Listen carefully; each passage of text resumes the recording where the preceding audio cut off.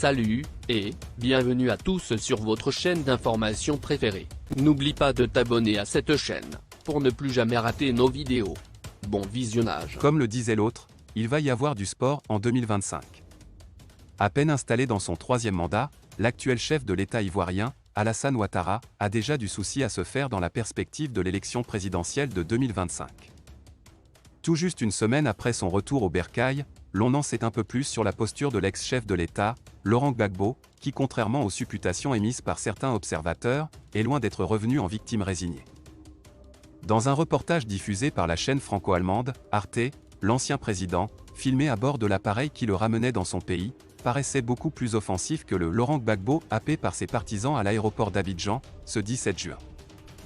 À l'aise, souriant, combatif, l'on y redécouvre l'homme politique, fougueux, fonceur.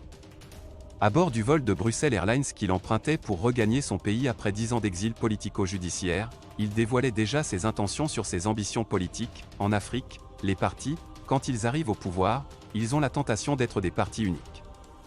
Donc, le combat continue. D'ailleurs, la fin du reportage est beaucoup plus éloquente. Selon le reporter, Laurent Gbagbo n'exclut pas de se présenter à la prochaine présidentielle, normalement en 2025. La compétition est donc relancée. Le fauteuil présidentiel qu'il a perdu en 2010, il le lorgne encore avec appétence. Ouattara peut donc se préparer. Le contexte de 2025 ne sera sans doute pas celui de 2020. Sur le plan international, Alassane Ouattara a perdu des plumes durant la crise électorale en se mettant à dos les organisations de défense des droits de l'homme. L'issue du procès de son rival de la crise post-électorale a fini par rediriger les regards vers son camp. Libéré des charges qui pesaient contre lui à la CPI, l'ex-président le réclamait dans ce reportage, il faut chercher à savoir qui a tué. Le scrutin de 2025, ce sera le rendez-vous des bilans, même les plus difficiles à affronter. C'est donc ici que nous allons nous séparer pour ce qui est de cette petite note d'information.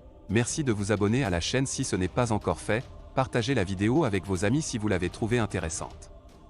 Et à très bientôt pour de nouvelles vidéos.